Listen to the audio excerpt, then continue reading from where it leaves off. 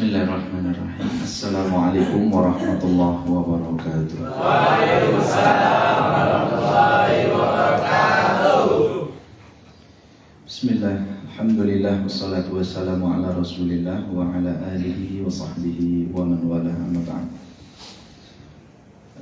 Bersyukur kepada Allah pada kesempatan pagi ini kita masih dalam keadaan sehat, tidak kurang satu apapun.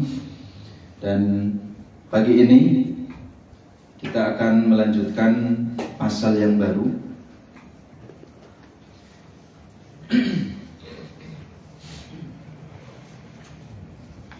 Faslun fi bayani ma yahrumu isti'maluhu minal awani wa ma yajuz. Jadi pasal ini menjelaskan tentang al-awani. Awani itu jamak aniyah. Aniyah itu al-wi'a. Wi'a itu bejana, ya, bejana.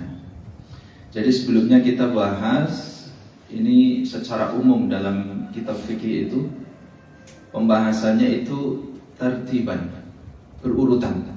Itu ijtihad para ahli ilmu, para ulama fikih. Mereka ketika menulis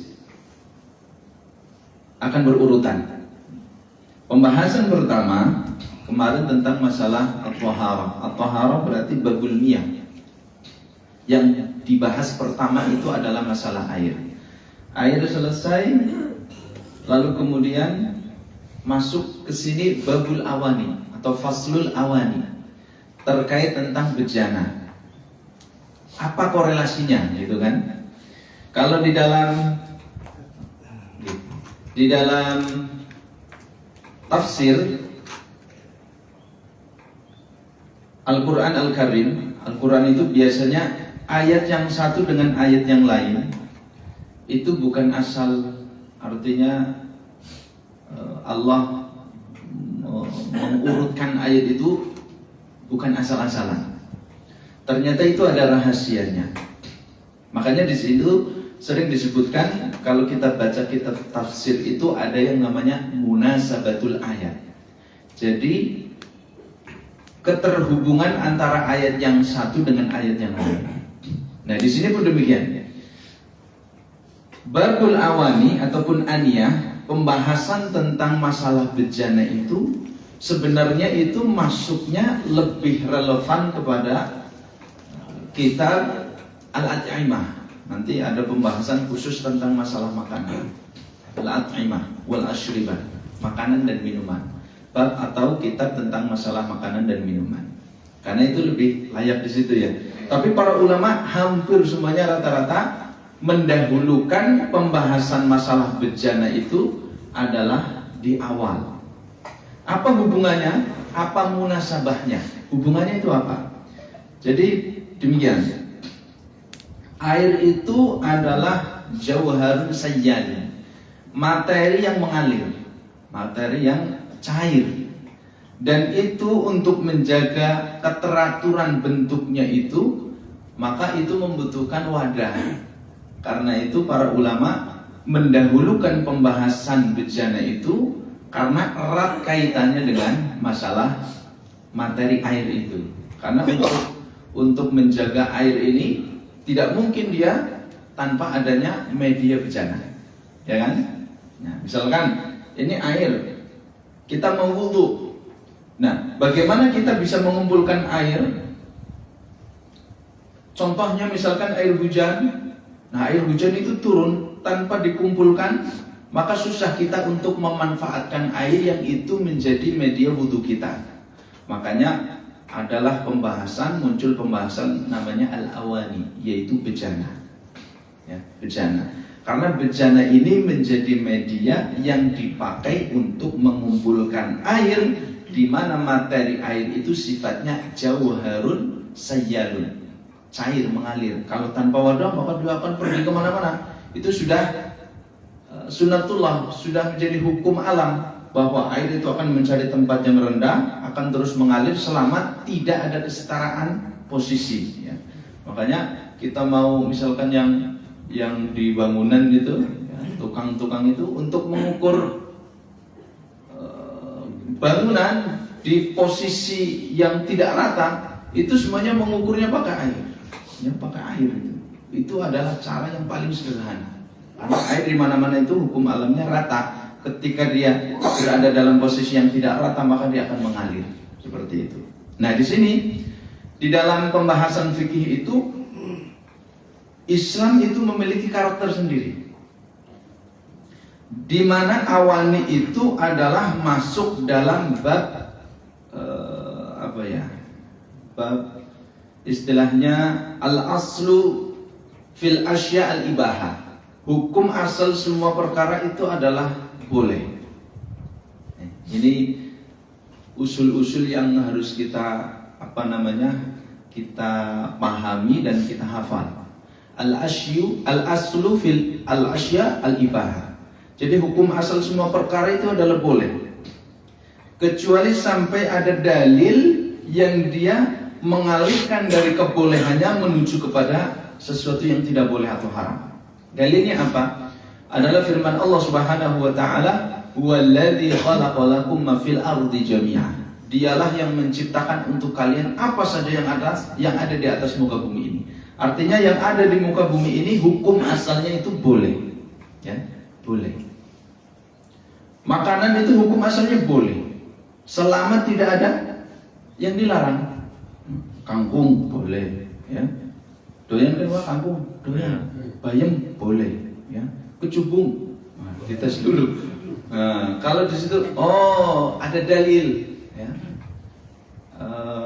bahwa apa yang menyebabkan akal kita itu tertutup, ya. Al-ashkullu syai'in muskirin qaliluhu aw katsiruhu haram. Sesuatu yang memabukkan itu mau banyak mau sedikit haram. Nah, ternyata kecubung itu membuat seseorang tertutup akalnya dan dia menjadi mabuk, maka itu haram. Nah, maka babul awani masuk dalam ayat ini. Dia masuk dalam sesuatu yang Allah ciptakan di atas muka bumi ini, maka itu hukumnya, hukum asalnya adalah boleh, halal, ya, bejana. Nah, sekarang yang menjadi masalahnya, bejana itu terbuat dari apa? Nah, Allah menciptakan materi begitu banyak di atas muka bumi ini. Maka yang pertama kita lihat dari bahan yang dipakai. Yang kedua ukurannya. Maka ukuran itu pun masuk dalam kategori al-aslu fil asya al-ibahah. Selama hadnya itu, batasannya itu adalah la yajuzu ila hadil israf, tidak sampai kepada batas al-israf, berlebih-lebihan. Nah, jadi bejana itu kan macam-macam, ada gelas, ada piring, ada vas bunga, macam-macam lah. Pokoknya sesuatu yang dipakai untuk menampung benda-benda yang lain, itu bejana. Ukurannya boleh, besar kecil hukum asalnya boleh, ya. Jadi kalau secara yang pertama, bejana itu hukum asalnya boleh. Kemudian dari ukurannya, mau besar, mau sedang, mau kecil, hukumnya juga boleh selama tidak sampai pada hadul israf, berlebih-lebihan. Dalilnya apa? Innahu la yuhibbul musyrifin. Allah tidak suka kepada orang-orang yang berlebih-lebihan.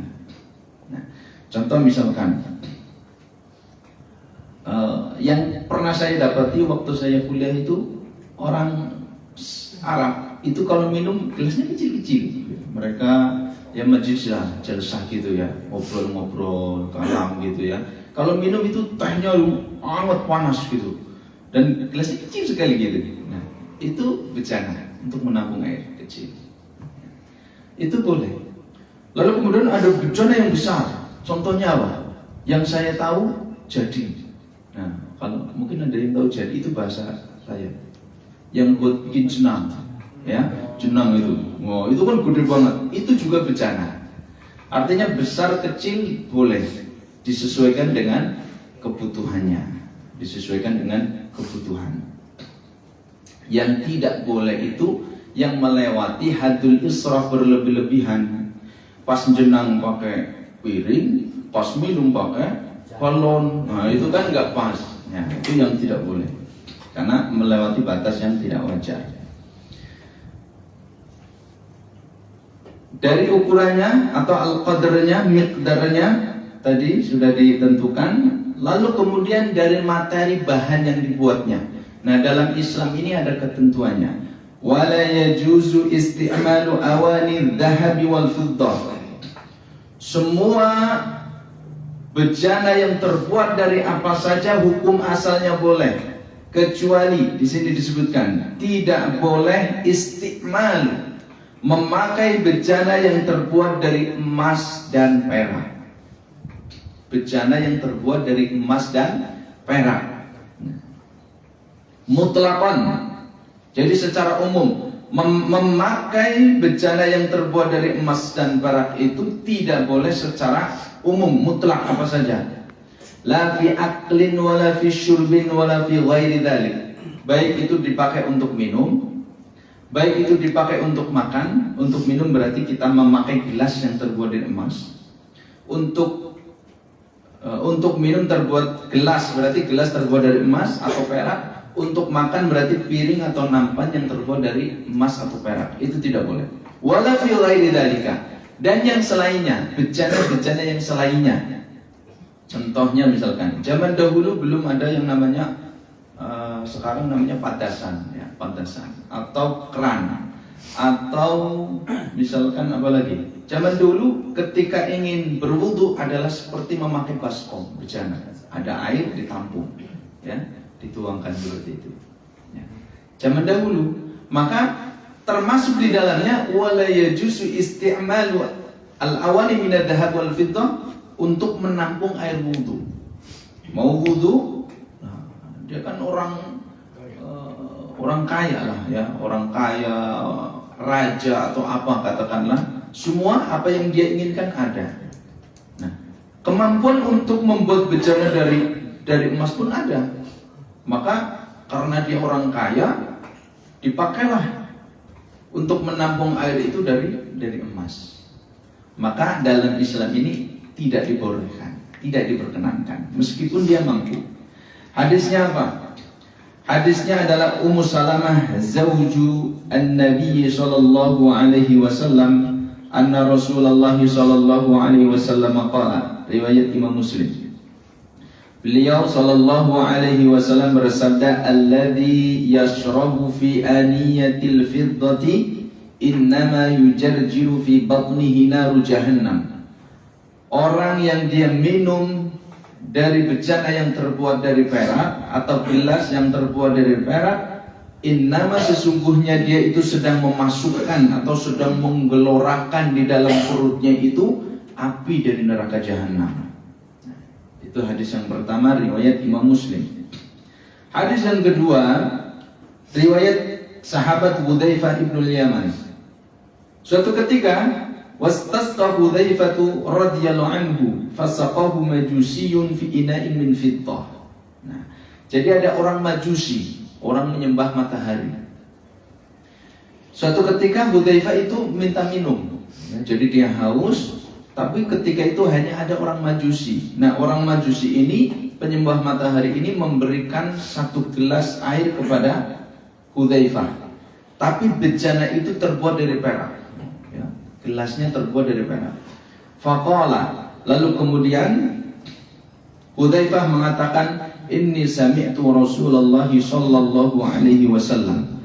Aku mendengar Rasulullah sallallahu alaihi wasallam yaqul bersabda, la talbisul harira, jangan kalian memakai sutra, kain sutra. Wal dibaja, jangan memakai dibaj, sutra yang kasar. Wala tasrabu fi aniyati dhahabi wal fiddah, jangan minum dari gelas yang terbuat dari emas dan perak. Wala ta'kulu fi sihafiha, dan jangan makan dari nampan yang terbuat dari emas dan perak. Alasannya apa? Nabi dengan jelas menyebutkan fa innaha lahum fid dunya, karena ini adalah bagian untuk mereka orang-orang kafir di dunia, walana fil akhirah, dan ini adalah bagian kita kaum mukminin, kaum muslimin nanti di akhirat. Nah, jadi nanti di surga itu semua ya bejana, gelas-gelas, piring-piring itu terbuat dari emas. dinding-dindingnya terbuat dari emas, dan itu tidak diperkenankan di dunia bagi orang-orang beriman karena itu akan menjadi bagian dia nanti di akhirat. Muttafaqun alaih, hadis muttafaqun alaih. Qala Nawawi, Imam Nawawi, ya, salah satu imam madhab Syafi'i, in aqada al-ijma' ala tahrimi akli wa syurbi fiha. Jadi ijma', Imam Nawawi dia sampai mengatakan bahwa kesepakatan para ulama haramnya makan dan minum dari bejana yang terbuat dari emas maupun perak. Wa jami'u anwa'il isti'mal fi ma'na al-akli wasyurbi bil ijma', dan semua makna yang masuk dalam kategori makan dan minum itu tidak boleh menggunakan dari bejana emas dan perak. Sampai sini paham ya Pak? Nah, jadi ini masih terbatas pada bejana, artinya sesuatu yang bisa menampung air, makanan. Nah, emas dan perak ini tidak diperkenankan. Maka selain itu dibolehkan. Ya, kita misalkan nampan kita terbuat dari tembikar, nampan kita terbuat dari aluminium, gelas kita terbuat dari kulit yang sudah disamak kemarin, atau terbuat dari yang lebih ini lagi keramik, ya, yang lebih tinggi lagi misalkan apa,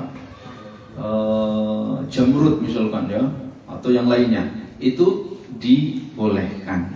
Ya. Tapi sebagian ulama ada yang mengatakan, sebagian ulama walau saminan, ya, bahwa kullu ina'in tahirin yubahu isti'maluhu walau saminan. Semua bejana yang dia suci maka boleh dipakai sampai pun itu barangnya mahal. Ya, seperti tadi apa namanya ini, untuk batu jamrud aja, untuk mata cincin aja mahal. Apalagi ini semua murni satu gelas gitu ya. Itu berarti mahal sekali. Mahal sekali. Para ulama menyebutkan sebagian membolehkan, karena yang diharamkan adalah yang terbuat dari emas dan perak. Sekalipun harganya mahal, selain terbuat dari emas dan perak maka boleh. Tapi sebagian yang lain mengatakan yang mahal itu tidak diperkenankan, yang terlalu mewah.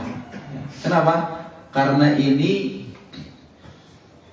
yakunu haraman la lidzatihi. Jadi itu haram bukan karena materinya. Secara materi itu memang tidak masuk kategori terbuat dari emas dan perak, di luar itu, ya.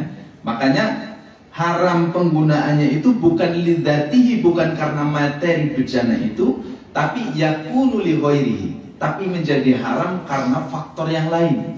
Apa itu faktor yang lain? Annahu da'iyan ilal israf, yaitu menjadi bentuk berlebih-lebihan yang menyia-nyiakan harta lah. Ya, namanya orang minum ya cukuplah dari mungkin potongan bambu atau gelas kaca, itu sudah mencukupi. Artinya untuk memindahkan air dari bejana itu ke tubuh kita sama saja, mau yang mewah atau tidak sama fungsinya.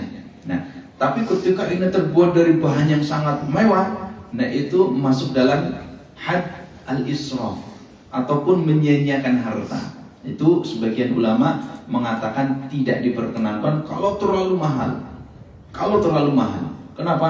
Bukan haram karena materinya, tapi karena haram faktor yang lain, yaitu menjadikan dia menyia-nyiakan harta. Yang pertama, yang kedua itu da'iyan ila khuyala, yaitu menjadikan dia terdorong untuk melakukan kesombongan. Jadi nanti muncul dalam dirinya ada rasa takabur. Itu tidak diperkenankan. Karena Nabi SAW mengatakan, "Man kana fi qalbihi mithqalu habbatin min khardalin min kibrin la yadkhulul jannah." La yadkhulul jannah. Orang-orang yang di dalam hatinya itu ada satu biji zarah ketakaburan, kesombongan, maka dia tidak akan masuk surga. Nah, orang yang dia memakai bejana yang sangat mahal, yang lain pakai gelas kaca, dia pakai gelas jamrud misalkan. maka akan muncul kesombongan di situ. Nah, itu dibatasi oleh ulama supaya hal itu tidak dilakukan. Tapi dalam mazhab Syafi'i itu boleh, ya. Boleh karena bukan terbuat dari emas dan perak.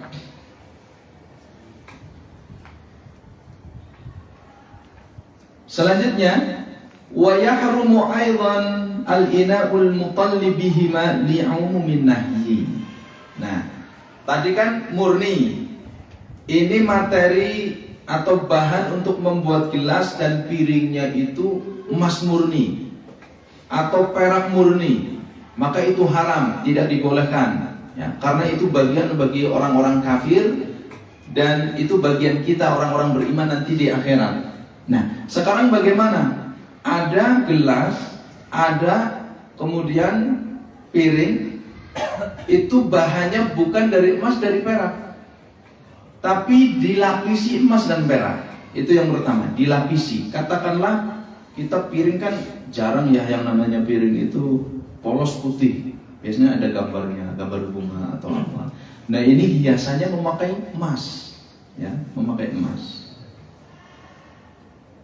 Atau yang kedua, kita punya piring atau gelas yang bukan terbuat dari emas dan perak, tapi kemudian pecah. Nah, zaman dahulu di antara untuk menyatukan piring atau gelas yang pecah itu adalah memakai pengikat yang terbuat dari perak. Nah, disebutkan zaman dahulu seperti itu nih di kitab sini, ya.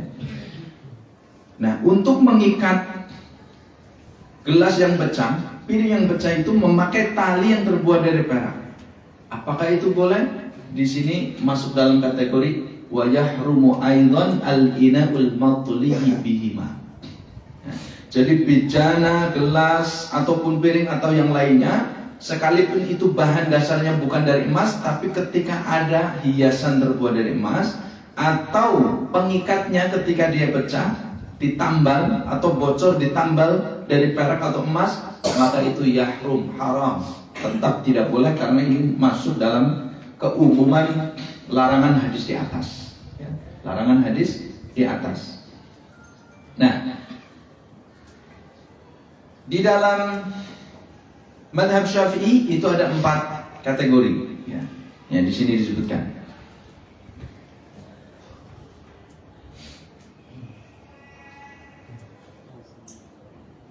Wa yahrumul ina'ul mudabbab bidabbatin fiddatin kabiratin urfan lizina. Jadi ada yang 4. Ketika orang dia memiliki bejana bahan dasarnya bukan dari emas dan perak, tapi dilapisi atau ditambal ketika dia rusak, bocor dengan emas maupun perak, maka ada 4 kondisi. Yang pertama, tambalannya itu qalilun wali hajatin. Ini dalam mazhab Syafi'i. Ditambal qalilun, ya, memakai emas atau perak ditambal atau dia ditambal, kemudian tambalannya sedikit lihajatin.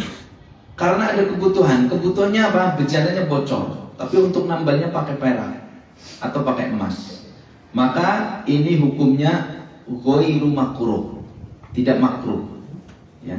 Karena sedikit dan ada hajat, ya, ada kebutuhan untuk menempel, ya. Tapi para ulama kemudian mengatakan ini khusus untuk perak. Kalau emas mau banyak mau sedikit haram, ya. Kenapa? Karena emas itu nilainya jauh lebih tinggi daripada perak, jauh lebih tinggi daripada perak, ya. Jadi ingat, ini kita bicara untuk perak dulu, ya, untuk perak. Karena ada dalilnya di mana diriwayatkan karena anna qadahan Nabi sallallahu alaihi wasallam inkasar. Gelas Nabi itu yang bukan terbuat dari perak itu, ini bahannya bukan perak, itu pecah. Fattakhadha makana syahmi salsalatun min fiddah. Lalu Anas bin Malik ini menambal, ya, menambal atau mengikat yang pecah ini menggunakan tali yang terbuat dari perak. Hadis riwayat Imam Bukhari.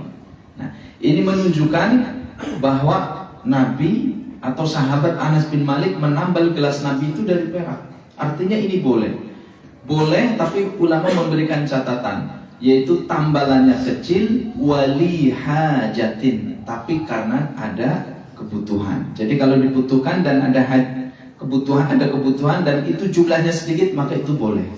Ghairu makruh. Ya.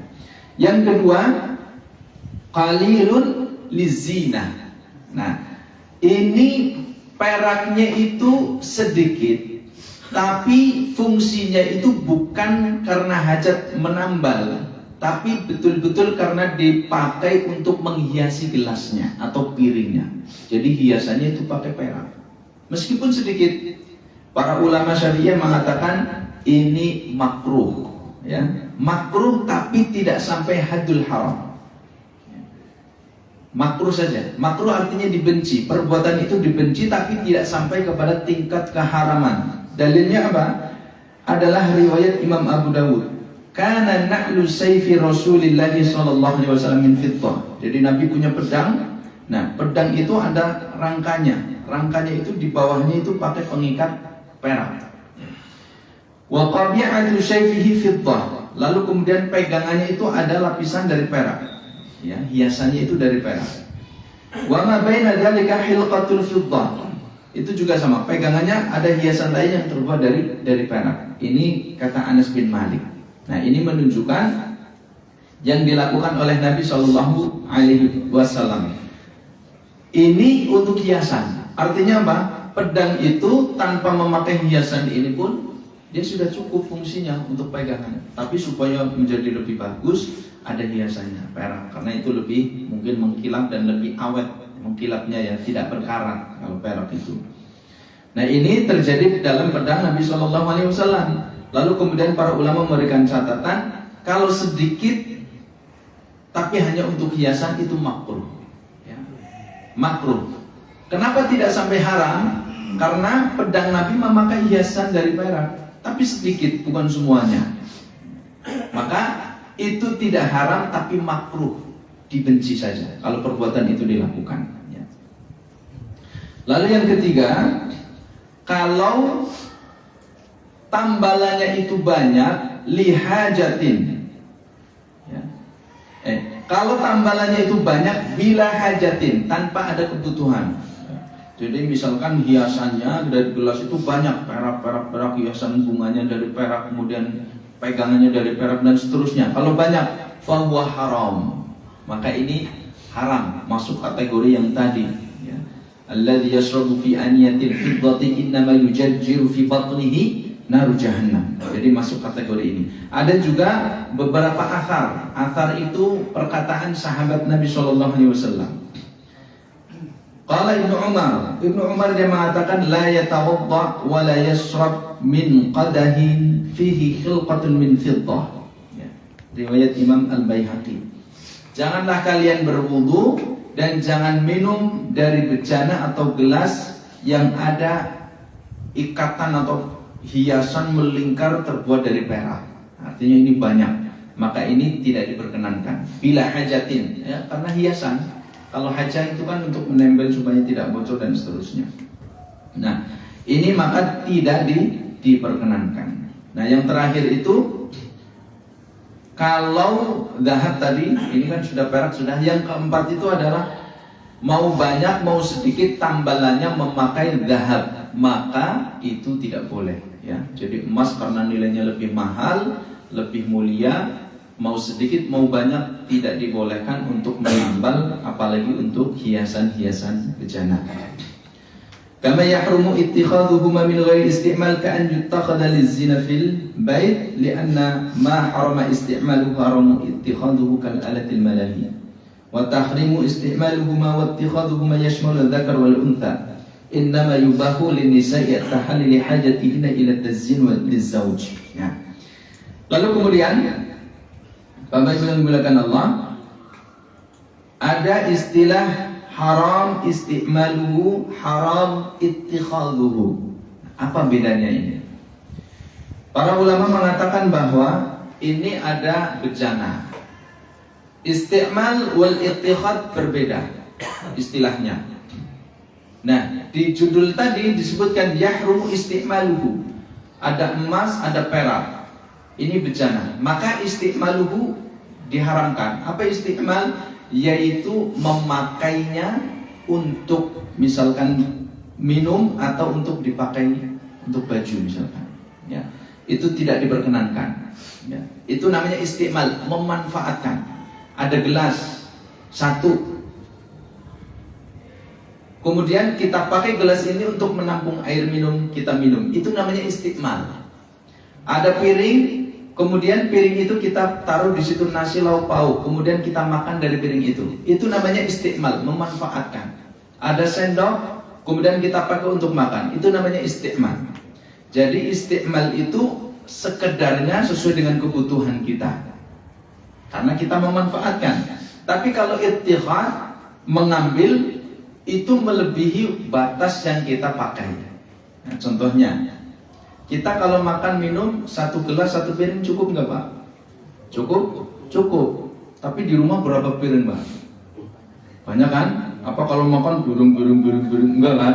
Nah, satu piring satu gelas itu namanya istiqmal, karena untuk makan. Tapi kalau sudah ada piring di dapur itu piring, gelas, sendoknya pun mungkin ada 20 ya. Itu namanya ittihad. Nah, kalau istiqmal itu satu, kalau ittihad itu lebih banyak. Kita boleh ittihad itu boleh. Artinya kita memiliki gelas lebih dari satu, itu hukumnya boleh. Meskipun itu yang pertama, kita tidak membutuhkannya, tapi ada kebutuhan lain. Kalau makan minum cukup satu untuk kita, tapi siapa tahu ada tamu. Nah, maka kita harus punya gelas yang lain, piring yang lain. Maka ada tamu. Masa ada tamu, ini gelas itu barengan bayar, wah itu kan nggak mungkin, kan nggak sopan gitu kan. Maka harus punya gelas yang lain, piring yang lain. Itu bedanya istiqmal dan ittihad. Istiqmal kita memakainya bejana misalkan adalah untuk menyimpan air, ya, air kendi misalkan, menyimpan. Itu istiqmal, menyimpan air. Tapi kita punya warung, jual beli. Ada mungkin orang butuh untuk beli kendi lagi, ada orang butuh piring lagi. Maka di warung kita punya stok. Ada kendi, vas bunga, piring, gelas, sendok.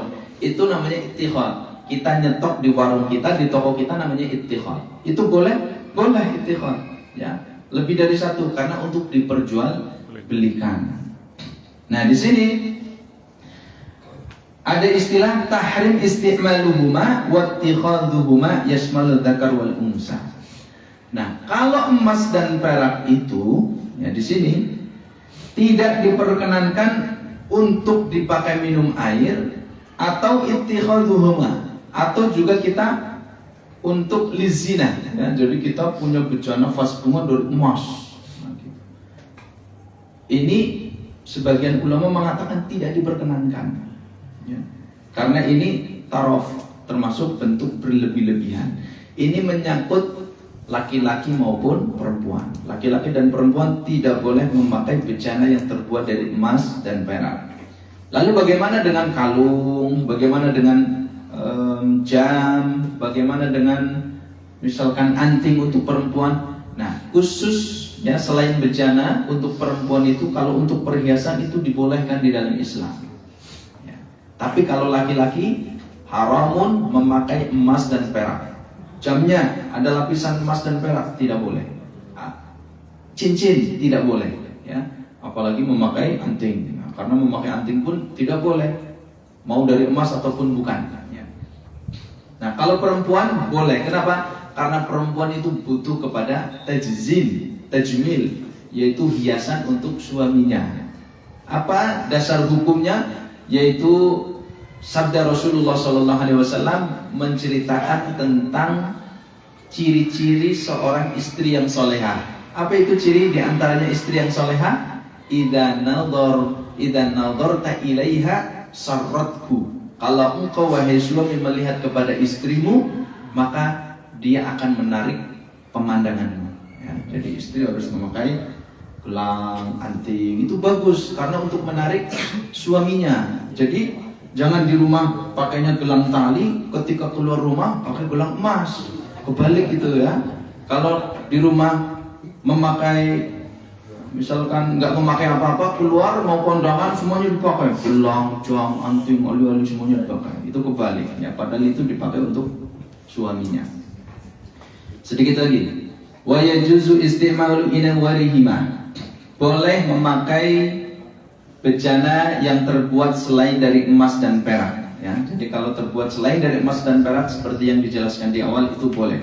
Walau kanat nafisatan, meskipun harganya mahal, meskipun bahan untuk bahan dari bejana tersebut, gelas ataupun piringnya itu atau mangkoknya itu terbuat dari bahan yang mahal. Misalkan di sini disebutkan kainai yakut wazabarjad, yaitu yang terbuat dari yakut. Yakut itu apa ya?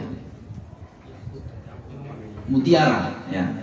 Mutiara. Jadi bejananya, gelasnya terbuat dari mutiara atau zabarjad, jamrud, ya, batu mulia. Maka ini boleh. Kama yubalu isti'malu aniyatil kufar ilam ta'lam najasatahuma. Lalu kemudian pembahasan yang terakhir ini, kita boleh memakai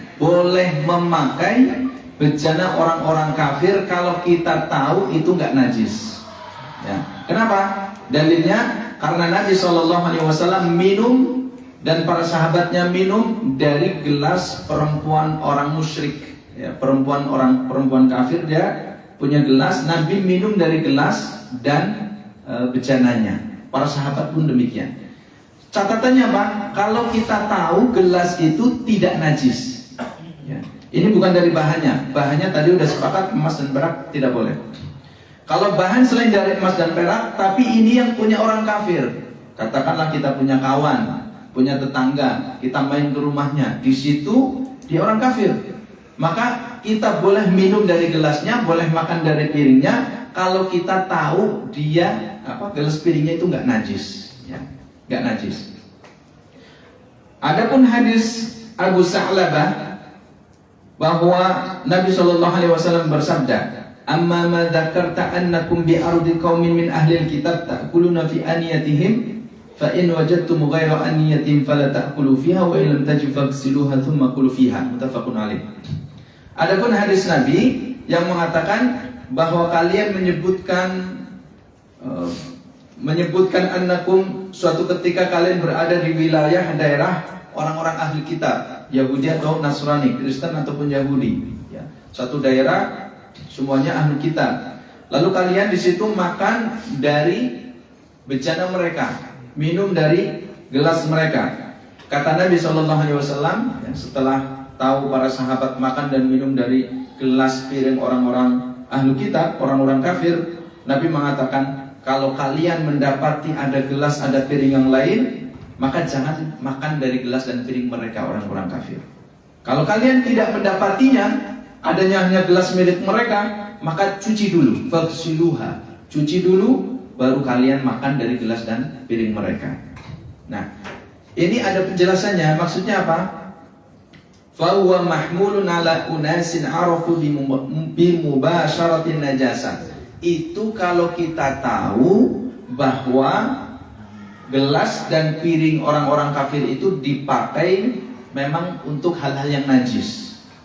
Hal-hal yang najis. Dalilnya apa? Yaitu riwayat Imam Abu Dawud yang menceritakan Sa'labah, sahabat Nabi SAW, ketika dia berada di wilayah orang-orang kafir, ahlul kitab, al-mas'ulu anhum, yang ditanyakan, inna nujawiru ahlal kitab wa hum yatbahuna fi qudurihim al-khinjir wa yashrabuna fi aniyatihim al-khamr. Nah, jadi kata Sa'labah itu, kami itu punya tetangga dari ahlul kitab, Yahudi atau Nasrani, yang jelas dia orang kafir. Kami punya tetangga orang kafir, dan saya tahu orang kafir itu atau tetangganya itu yatbahuna fi qudurihim al-khinjir. Jadi pancinya itu dipakai untuk godok, untuk memasak daging babi. Lalu kemudian kami pun tahu kalau mereka itu minumnya adalah khamar. Khamar itu najis, tadinya itu najis. Ya, minum-minum yang keras itu najis. Jadi mereka di gelasnya itu dipakai biasa untuk minum-minum gitu ya, minum-minuman keras.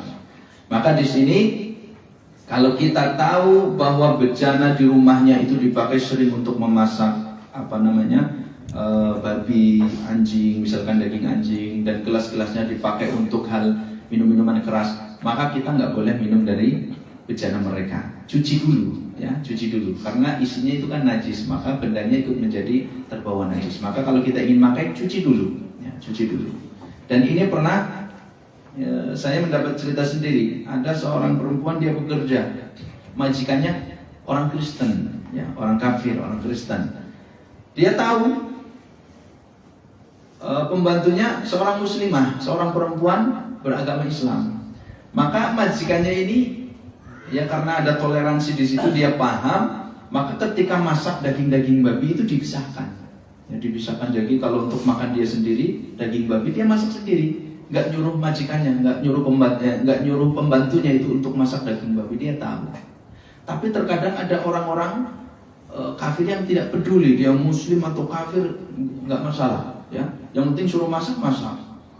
Jadi wajannya, kemudian mangkoknya, piringnya itu terserah, nggak urusan dia mau pembantunya seorang Islam, nggak urusan. Yang penting suruh masak. Nah, kalau kita tahu kondisi demikian tidak dipisahkan, maka sebelum kita memakai, ya, dalam kondisi seperti itu, misalkan menjadi seorang, ya, membantu orang lain, maka harus dicuci terlebih dahulu sebelum kita makan, ya, sebelum kita makan. Adapun pakaian orang-orang kafir, maka itu pun suci selama kita mengetahui itu tidak dipakai untuk hal-hal yang haram, hal-hal yang najis. Kalau kita tahu itu ada hal-hal yang najis, maka cuci terlebih dahulu. Setelah bersih itu halal dan boleh kita pakai. Ya, seperti orang kafir bikin pakaian, dia menjadi penjahitnya misalkan. Maka setelah jadi cuci dulu. Setelah selesai baru boleh kita pakai untuk sholat dan seterusnya. Ya. Demikian yang bisa saya sampaikan. Intinya bahwa dilarang di dalam Islam kita memakai hal-hal yang terbuat dari emas dan perak, khususnya adalah masalah bejana. Kenapa ini? Bejana yang disebutkan karena ini yang paling sering kita pakai dalam sehari-hari, ya, untuk makan, untuk minum. Dan itu tidak dibolehkan dalam Islam. Adapun yang lainnya, untuk laki-laki, maka yang terkait masalah hiasan itu tidak diperkenankan, baik emas maupun perak. Kalau perak ada kebolehan, tapi hanya khusus untuk cincin, ya. Adapun yang lainnya memakai kalung, laki-laki tidak boleh memakai kalung, ya, dan seterusnya. Maka yang dibolehkan hanya perempuan, karena perempuan itu butuh zina, butuh perhiasan untuk suaminya, ya.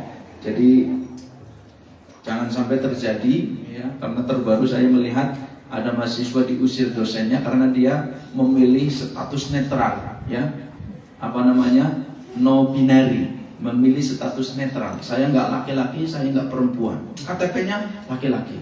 Ini ada, ya. Terus terbaru saya baca di Amerika. Di Amerika itu ada laki-laki, kemudian dia merubah status hukumnya di pengadilan menjadi perempuan, tampilannya perempuan. Ada perempuan, dia statusnya secara hukum menjadi laki-laki dan berubah tampilannya menjadi laki-laki. Menikah sah, ya. Kemudian setelah menikah punya anak betul Pak, bukan mengadopsi anak, tapi anaknya lahir dari suaminya, karena kelaminnya nggak dirubah. Nah, jadi suaminya yang nyusuin. Tampilannya suami tapi dia nyusui. Itu terjadi. Dan saya baca beritanya itu terjadi. Na'udzubillah min dzalik, jangan sampai terjadi di tempat kita, ya. Anak-anak kita kedepannya dia memiliki tantangan yang luar biasa, sehingga pemakaian emas dan perak ini pun harus dijelaskan kepada anak-anak kita. Ini nggak boleh, ini boleh untuk perempuan, nggak boleh untuk laki-laki, ya. Jangan sampai laki-laki memakai kalung, memakai gelang terbuat dari emas, ya. Nanti nunjuknya, hai gini, ya, bukan lurus tapi hai gitu, ya. Ini berapa Mbak? Ya, bukan kayak gini nunjuknya, ya. Na'udzubillah min dzalik. Demikian, mudah-mudahan yang sedikit ini bermanfaat dan kita bisa mengamalkan dari setiap apa yang kita pelajari. Oh, ada ini, ya. Kira-kira apa ini pertanyaannya? Saya nggak tahu isinya apa. Apakah cek atau kosong, ya, atau surat cinta, ya, yang nggak tahu. Siapa yang bisa menjawab? Pertanyaannya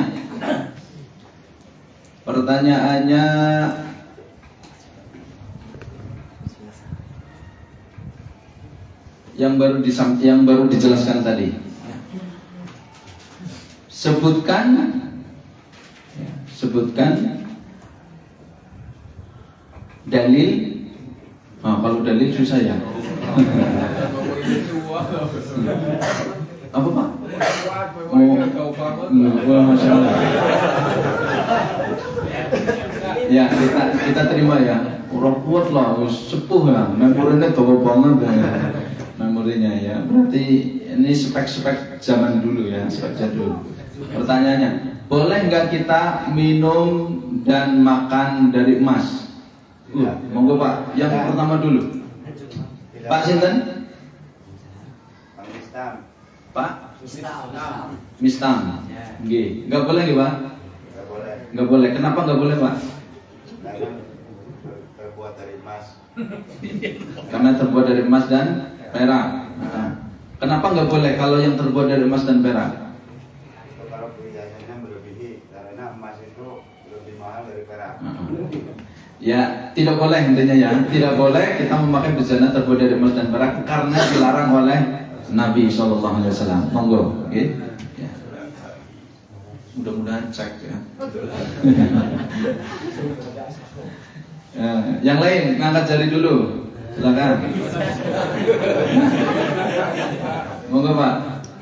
Yang muda-muda jangan kalah. Yang ini katanya spek-spek jadul. Monggo. Pertanyaannya,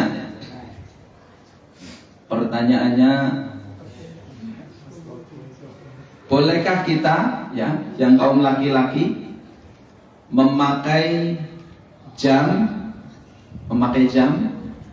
tapi talinya itu terbuat dari emas? Ngacung dulu. Monggo Pak. Monggo Pak. Pak Sinten? Pak Wisno. Kusno nggih. Boleh nggak Pak? Tidak. Kenapa nggak boleh Pak? Ini kan cuma ini aja. Karena terbuat dari emas. Karena terbuat dari emas. Ya intinya muter-muter. Yang penting emas lah gitu ya. Ya monggo. Jazakumullah khairan. Mudah-mudahan bermanfaat. Barakallahu fikum jami'an. Demikian. Assalamualaikum warahmatullahi wabarakatuh.